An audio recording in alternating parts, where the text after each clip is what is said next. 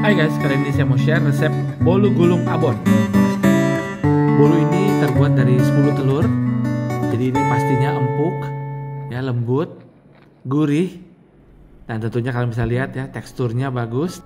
Kombinasi dari komposisi sponsnya, kemudian abon, mayones, ada wijen juga kita berikan di atasnya dan juga sedikit cabai.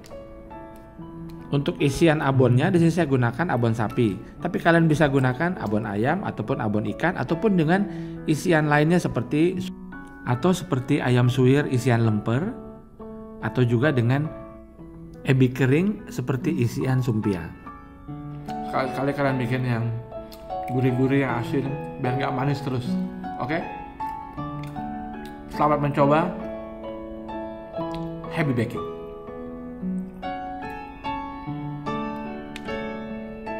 Caranya kalian lelehkan margarin atau butter atau campuran. Kalian sisihkan, lalu kalian masukkan dalam mixing bowl 3 telur utuh dan 7 kuning telur.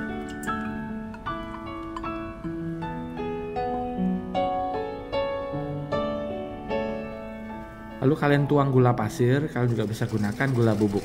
Lalu kemudian kalian kocok hingga kental. Pelan-pelan kalian naikkan kecepatan hingga kecepatan 8. Lalu kalian siapkan irisan cabai merah. Sini kalian tidak perlu membuang bijinya supaya lebih cantik ya. Kemudian bisa kalian juga siapkan daun bawang. Kemudian kita ayak sini tepung terigu. Saya gunakan sini tepung terigu protein sedang. Kemudian kita tambahkan maizena. Dan selanjutnya susu bubuk. Ini diayak supaya nanti tidak bergerindil saat ya adonan kering ini dicampurkan ke dalam adonan telur dan gula. Kembali ke mixer, ini kita pastikan agar dia adonannya menjadi kental berjejak ya. Stage ini adalah disebut sebagai juga ribbon stage ya. Ini tahap dimana saat pembuatan kue itu ketika telur dan gula sudah tercampur dengan baik dan menghasilkan adonan yang kental dan pucat. Kalau diangkat saat adonan jatuh dalam hitungan 5-10 detik itu bentuk jejaknya masih nampak. Lalu dengan kecepatan rendah kita masukkan tadi tepung yang sudah kita ayak. Masukkan bertahap sedikit demi sedikit sampai tepung habis. Aduk hanya sampai tercampur aja, tidak terlalu rata, tidak apa-apa. Nanti kita akan ratakan saat kita sudah selesaikan dan kita buat secara manual menggunakan spatula.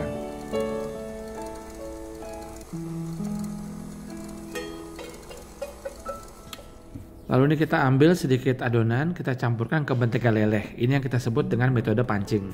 Fungsinya agar adonan nanti tercampur dengan rata dan baik dengan menteganya. Di stage ini kalian bisa mengaduk seperti kalian mengaduk atau mengocok telur dadar. Untuk ini kalian pastikan kalian gunakan whisk bukan spatula agar dia tercampur atau adonan dengan menteganya tercampur dengan rata dan beremulsi dengan baik. Lalu kita kembalikan ke dalam adonan utama, tuang secara perlahan. Dan ini sekarang baru kita siapkan spatula dan aduk balik.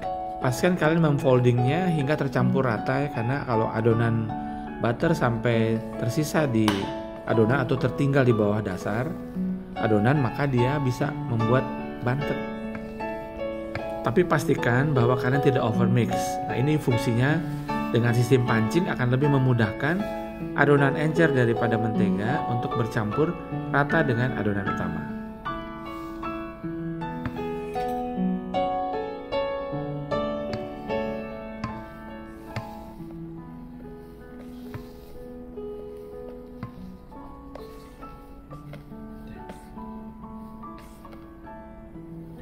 Dan di sini kalian siapkan juga loyang 28x28. Jangan lupa diberikan baking paper dan diberikan juga mentega ya, olesan mentega. Kalian bisa gunakan juga 26x26 ya, cuman dia nanti akan lebih tebal aja. Setelah adonan masuk, goyang-goyang sedikit supaya meratakan adonan, lalu hentakan untuk menghilangkan udara dalam adonan. Lalu tabur dengan irisan daun bawang dan cabai merah yang tadi kita sudah iris tipis. Lalu kalian berikan juga wijen. Di sini saya gunakan wijen putih, kalian bisa tambahkan juga wijen hitam. Jangan terlalu banyak supaya nanti pada saat matang tidak gampang retak. Jangan lupa juga kalian sudah panaskan oven suhu 180 derajat. Kita menggunakan api atas bawah. Pastikan ya guys, sebelum kalian masukkan ke oven bahwa suhu temperatur dari oven sudah mencapai 180 derajat Celcius.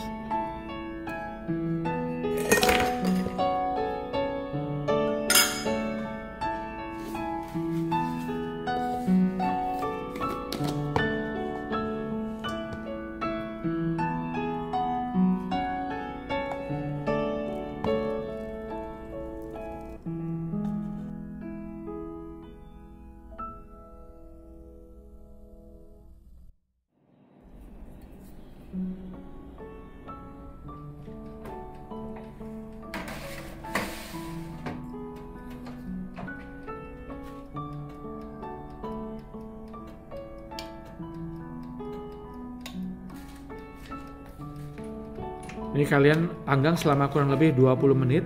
Pastikan sebelum dikeluarkan kalian coba tekan-tekan atasnya.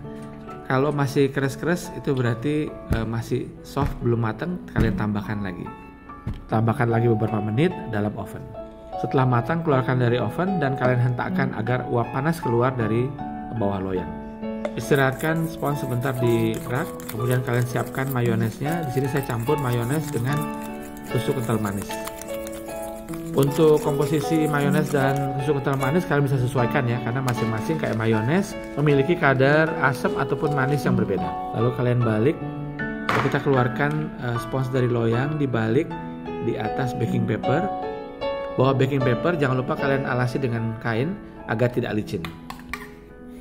Oles seluruh permukaan dengan mayones yang sudah dicampur dengan kental manis seluruh bagian. Baru nanti kita masukkan abonnya. Lebih banyak di satu sisi, sisanya baru kita tabur secara merata di seluruh bagian.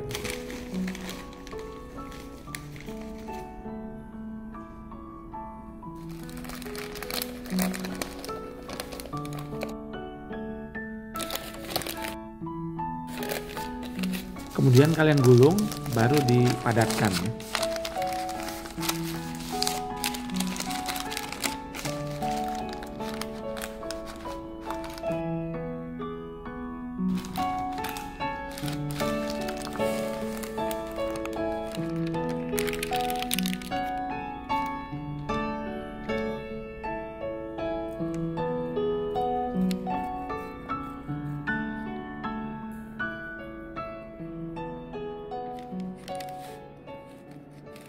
Nah, seperti ini guys.